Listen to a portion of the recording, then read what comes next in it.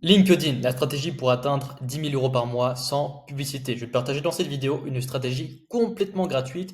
Et donc, cette vidéo est faite pour toi si aujourd'hui ton LinkedIn te rapporte moins de 10 appels qualifiés par mois. Si effectivement le mois dernier ton business a réalisé moins de 10 000 euros de chiffre d'affaires, que tu sois coach ou prestataire de service qui vend du high ticket, je vais te démontrer de A à Z pourquoi LinkedIn peut être un excellent canal d'acquisition pour ton business, voire même potentiellement le meilleur canal d'acquisition que tu peux mettre en place le plus rapidement possible. Donc, si tu n'es pas encore là où tu as envie d'être et que tu n'as pas les résultats que tu veux dans ton acquisition, forcément, c'est qu'il te manque des connaissances pour y arriver. C'est qu'il te manque des choses que tu n'as pas encore mis en place, que tu dois absolument mettre en place pour atteindre tes objectifs. Que tu souhaites atteindre 10K par mois, même 5K par mois, voire 50K par mois, LinkedIn peut vraiment t'aider parce que c'est la meilleure plateforme B2B qui existe. Et je vais te démontrer ça dans un instant. Donc, reste bien jusqu'à la fin de cette vidéo. L'objectif de cette vidéo, c'est de te révéler une stratégie complètement gratuite. Je vais te donner un maximum de valeur pour acquérir plus de 10 000 euros par mois de contrats potentiels et ce, tous les mois grâce à LinkedIn. Pourquoi potentiel? Parce que je ne vais pas t'apprendre à vendre ni à closer dans cette vidéo. C'est une vidéo qui va porter effectivement sur l'acquisition. Et donc l'aspect vente, on en parlera plus tard. Pourquoi choisir LinkedIn et pas Instagram ni la publicité? Tout d'abord, il y a plus de 950 millions d'utilisateurs actifs dans le monde pour seulement 0,9% de créateurs de contenu, ce qui est ridicule. Il y a bien 0,9%. Il y a en dessous de 1%. Le ratio est vraiment ridicule. Je ne sais pas si vous réalisez, mais le ratio est littéralement ridicule. Et même sur le marché français, il y a encore très très peu de créateurs de contenu. Si ce n'est juste vous tapez votre niche sur LinkedIn, vous allez voir qu'il y a peut-être 2, 3, 4 concurrents, mais franchement, il y a vraiment une énorme place à aller chercher. C'est pas du tout saturé. Notamment, 80% des leads B2B viennent de LinkedIn. 46% des décideurs B2B ont déjà acheté suite à un contenu LinkedIn, notamment des grosses sociétés comme LVMH, L'Oréal ou d'autres grosses entreprises. La plupart ont déjà fait appel à des prestataires, des agences, des freelances, peu importe, des coachs, grâce à LinkedIn, suite à un contenu LinkedIn. Donc LinkedIn, selon moi, c'est le meilleur canal B2B qui existe pour ceux qui vendent du high ticket. Et je parle bien de B2B, attention, pas de B2C. Très différent. Si vous vendez des formations pour apprendre le piano, bah, peut-être que ça peut marcher, mais en l'occurrence, si vous vendez du service ou du consulting pour des grosses entreprises, vous avez plus de chances de trouver vos clients potentiels sur LinkedIn. Parce que le marché est tellement gros que notamment toutes les sociétés sont disponibles sur LinkedIn. LinkedIn te permet aussi de toucher des milliers de personnes grâce au contenu sans dépenser un euro en publicité. Tu peux récolter des emails, tu peux avoir des appels sans dépenser un euro.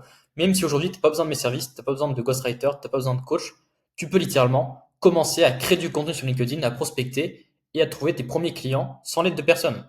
Tu n'as pas besoin de payer un monteur vidéo, tu n'as pas besoin de mettre de la publicité, tu as juste à créer un texte, mettre une photo de toi, voire faire un petit visuel avec Enva et tu peux toucher 1000, 5000, 10 000 personnes chaque semaine assez facilement grâce à tes posts LinkedIn. Donc un simple post peut te rapporter des prospects qualifiés, évidemment si ton marketing et ton message est bien construit.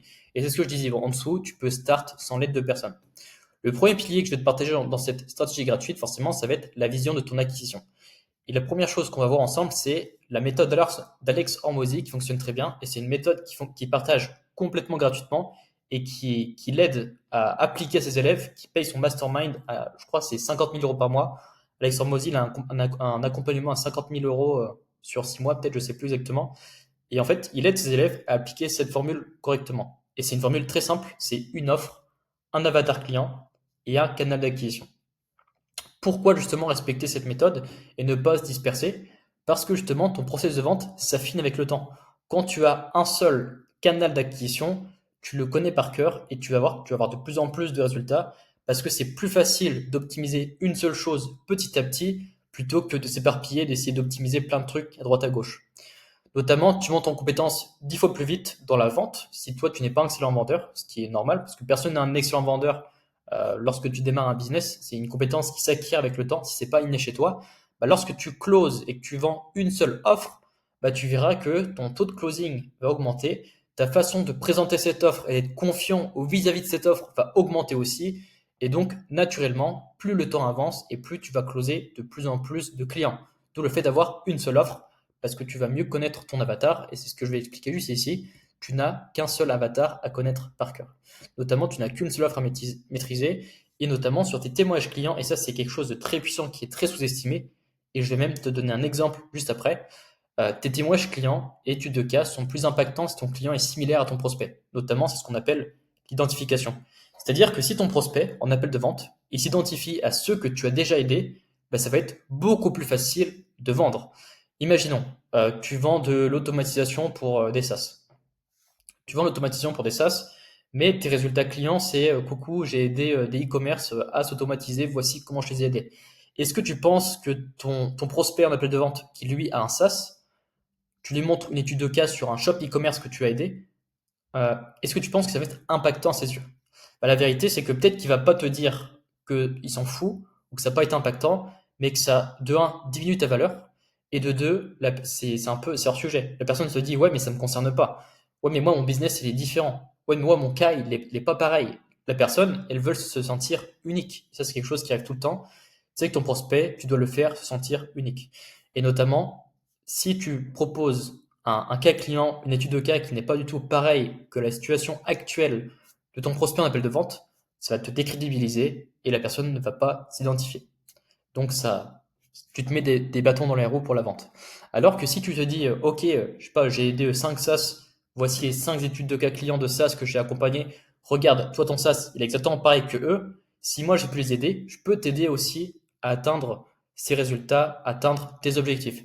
Bah, d'un coup, c'est beaucoup plus pertinent. D'où le fait d'avoir un seul avatar client. Donc aussi, lorsque tu délivres la même offre, le même avatar client, bah, très simple, au niveau du produit, et ça c'est quelque chose que beaucoup de freelances font l'erreur, c'est que l'offre et le produit sont différents.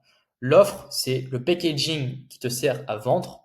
Le produit, ça va être la délivrabilité, c'est ce qui va satisfaire, euh, on va dire que l'offre satisfait le besoin émotionnel pour passer à l'action et le produit satisfait le vrai besoin pour avoir du résultat.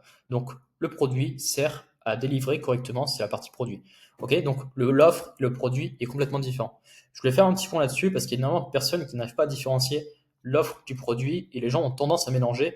Bah, en fait, l'offre, ça sert à délivrer ça, ça, alors que non. L'offre, ça sert vraiment à manipuler les émotions de la personne et aussi à projeter, à imaginer la situation idéale. Et la partie produit, bah, tu délivres exactement ce dont la personne a besoin pour avoir les résultats et qu'elle soit satisfaite.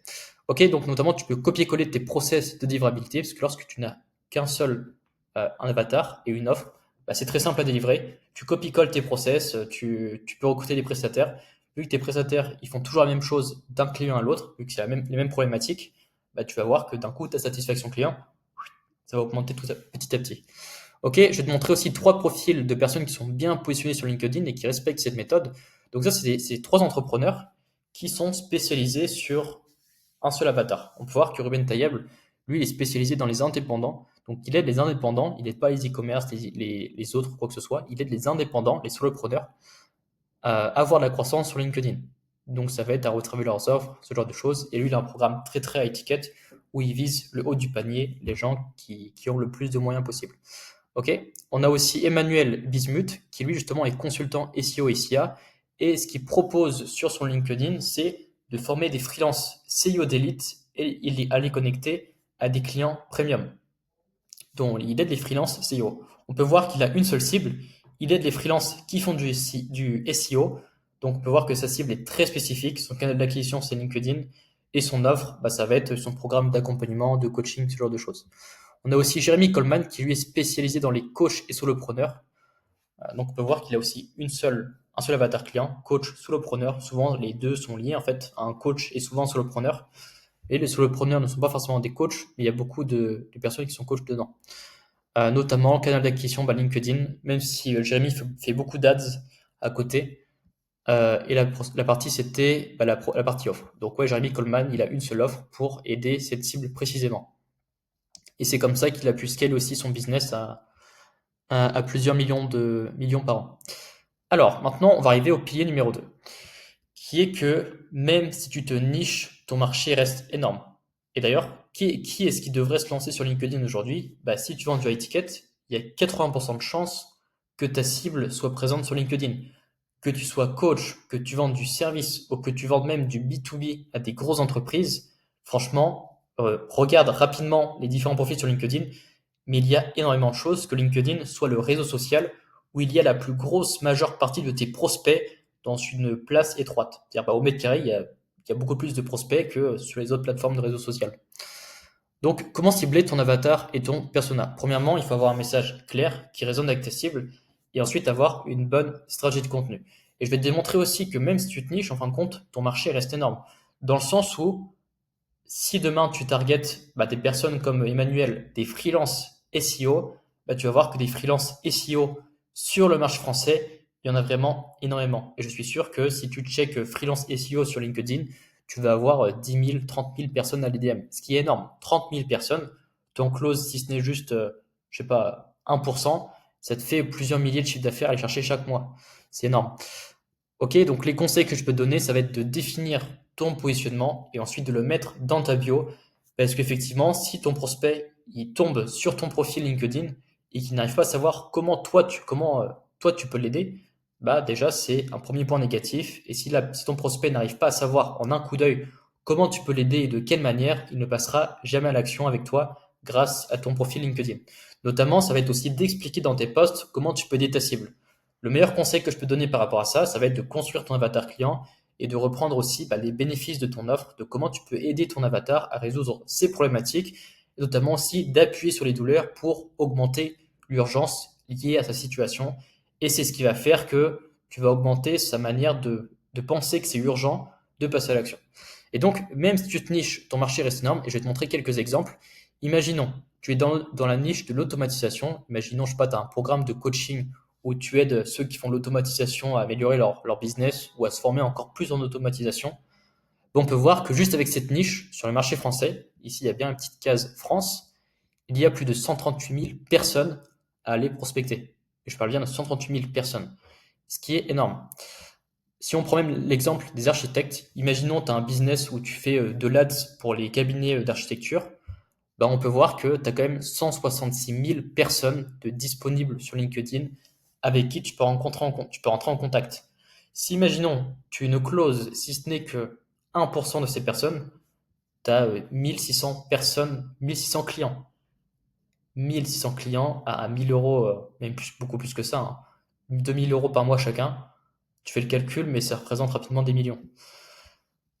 Troisième point, imaginons tu as un programme aussi pour les comptables, peu importe. Imaginons tu es copywriter pour comptable.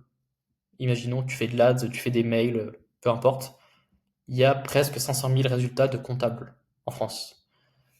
Après, évidemment, il y a des comptables qui sont salariés, mais dedans, il y a des assistants comptables, il y a des experts comptables, il y a ceux qui ont des cabinets comptables. Et tu peux même rentrer en contact avec des grands cabinets comptables qui sont sur Paris, qui eux ont le budget pour te payer des prestats à 5-10K. Et ces types de personnes, tu peux les contacter directement avec LinkedIn. Donc, voici pourquoi il faut se nicher et pourquoi LinkedIn peut être une bonne plateforme pour le B2B. Donc, la première chose à faire, comme je l'ai dit, ça va être positionnement et puis expliquer comment tu peux aider ta cible. Troisième point, forcément, ça va être la persévérance et la régularité. Et ça, c'est quelque chose qui est très sous-estimé. Une fois que tu appliques le pilier numéro un, qui est tu as une offre, un avatar, un canal d'acquisition, que tu appliques aussi le pilier numéro 2, qui est que maintenant que tu as le triptyque de Hormozy, tu as un bon positionnement et que tu as aussi un bon copywriting dans tes posts, le troisième point qui va être hyper important, ça va être de persévérer et de faire du volume. Est-ce que forcément, si tu veux des résultats, il faut que tu sois régulier. Et ça, c'est quelque chose qui manque à toutes les personnes qui débutent, c'est qu'ils ont tendance à écrire quelques posts, ils ont tendance à envoyer quelques messages, et au bout de 2-3 jours, ils voient qu'ils sont pas signés de clients et ils s'arrêtent complètement net. Alors que la création de contenu et surtout le personal branding, c'est un jeu de long terme. Si, imaginons, Alexandre Moisy, il aurait arrêté de créer du contenu après sa première vidéo, ça aurait pas marché. Mathis Chloé, il faisait 200 vues sur sa première vidéo YouTube. Si Mathis Chloé aurait arrêté de publier ses value assets après sa première vidéo YouTube, forcément, ça aurait pas marché. Il n'aurait pas atteint des chiffres d'affaires comme 100K, 150K par mois avec son programme d'accompagnement d'agence. Donc forcément, si tu veux des résultats, le meilleur combo que je peux te conseiller, c'est la prospection plus la création de contenu. Et l'avantage, c'est que sur LinkedIn, tu peux prospecter et tu peux créer du contenu en toute facilité. Sans parler aussi du bénéfice du personal branding sur le long terme, de toute la notoriété que tu vas gagner. Forcément, tu ne builds pas un business en une semaine, surtout si c'est ta première entreprise, ça va prendre un peu plus de temps que prévu.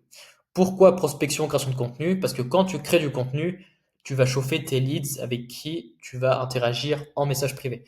Il faut savoir que chaque personne que tu as contactée en privé ou chaque personne avec qui tu vas proposer un appel, la personne, ce qu'elle va faire, c'est qu'elle va forcément cliquer sur ton profil, elle va zioter un peu les différents posts que tu fais, elle va regarder un peu ta bannière, ta bio, voire même les posts épinglés, sans forcément accepter tout de suite ton appel. Donc les personnes se renseignent toujours sur, bah, ok, qu'est-ce qu'il me veut, qu'est-ce qu'il fait, est-ce que c'est intéressant que je prenne un appel, et ce qu'ils vont faire, ça va être regarder, espionner ton profil.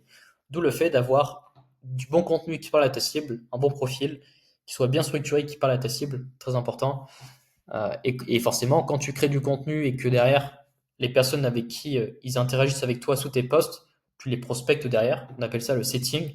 Le fait de rentrer en contact avec les personnes qui interagissent sous tes posts, bah, notamment le taux de rétention, le taux de réponse est beaucoup plus élevé.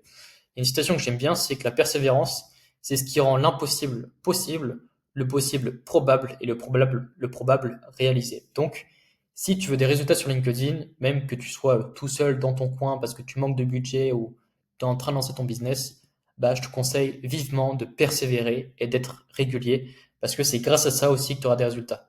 Le pilier numéro 4, et ici je vais te partager une checklist de réussite, ça va être 6 points en l'occurrence, 5 points qu'il faut absolument que tu respectes et une fois que tu auras masterisé chacun de ces 5 points, tu vas voir tes résultats augmenter exponentiellement. Le premier point, c'est vraiment le premier point, si tu n'as pas de bon positionnement et une bonne offre, tu peux faire tout ce que tu veux, mais les résultats seront très compliqués. Comment ça marche? Il faut que tu arrives à définir une offre spécifique et irrésistible qui résout un problème précis. Et je parle bien d'un problème précis parce qu'il y a beaucoup de personnes qui créent des offres qui ne résoudent aucune problématique. Le deuxième point, ça va être de cibler un avatar client premium, pourquoi pas. Ok, ça peut être B2B, high ticket, une entreprise avec du budget. Il te faut un avatar très spécifique et surtout une personne que tu peux aider. Le troisième point, ça va être de travailler un message clair et différenciant pour se démarquer. Et une fois que tu as un message clair qui résonne avec ta cible, ce message, tu le partages le plus possible. Tu le partages lorsque tu te fais interviewer, tu le partages en vidéo. Bah, déjà, tu le mets dans ta bio, première chose, tu le mets dans ta bio et tu le partages aussi sous tes posts quelques fois par semaine, une à deux fois par semaine, pour que les personnes puissent savoir bah, en fait comment tu peux les aider. Ok. Le deuxième point, ça va être d'avoir un profil LinkedIn optimisé.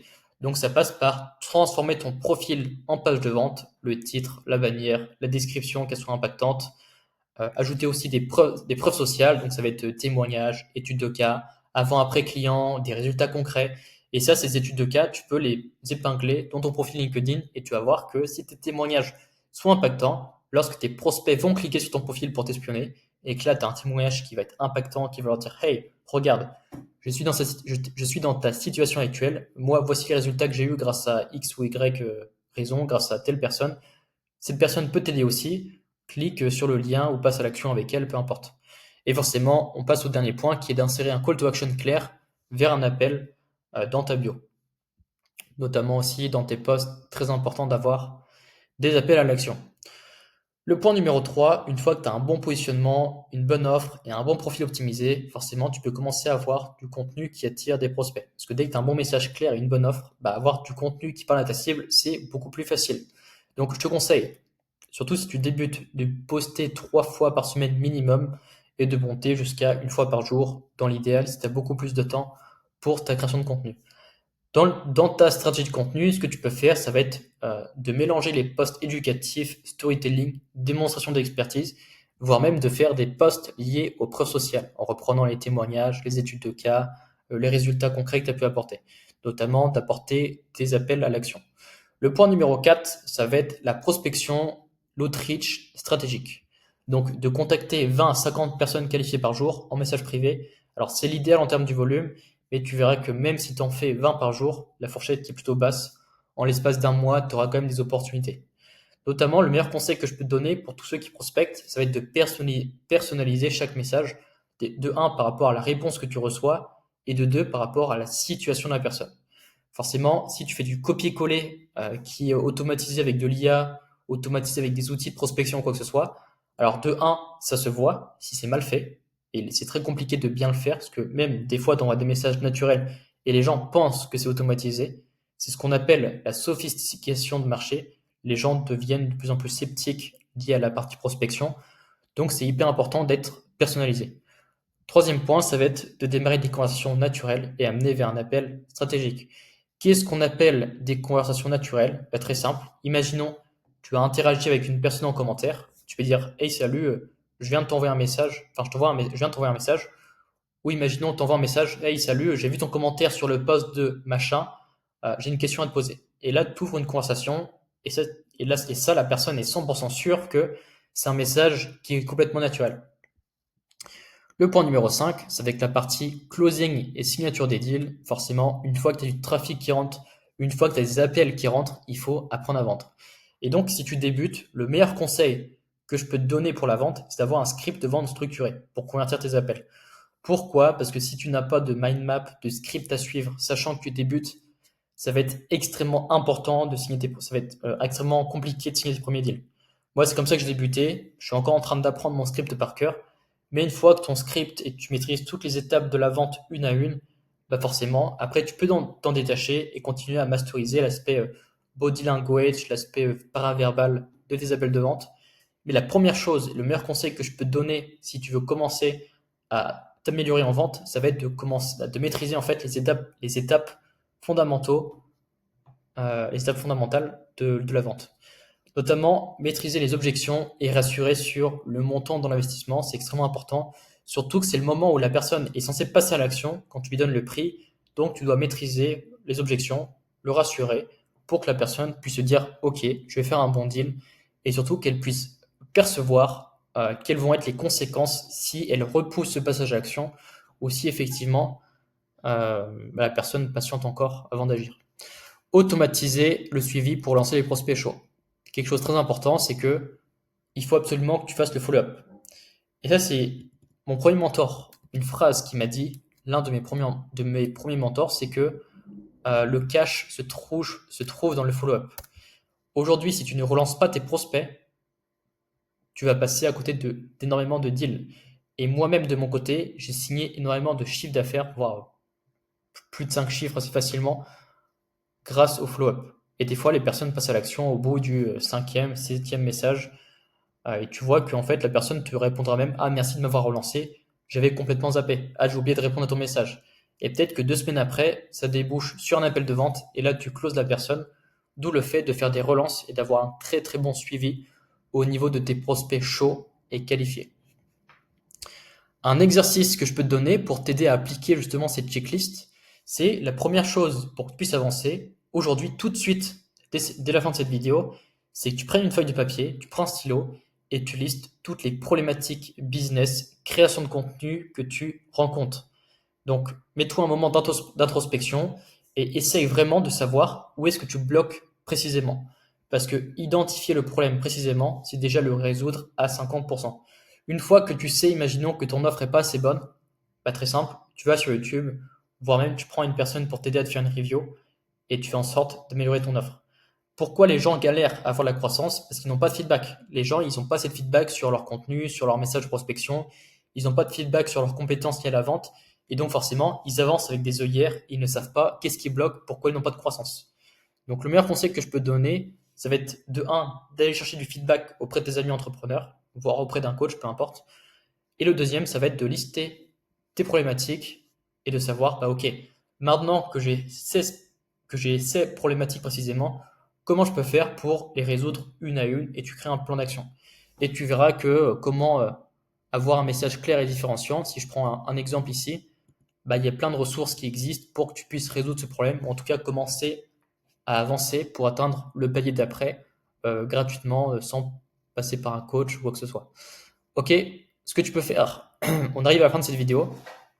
Ce que tu peux faire dorénavant, dès la fin de cette vidéo, ça va être d'aller chercher ton premier client en B2B en toute autonomie.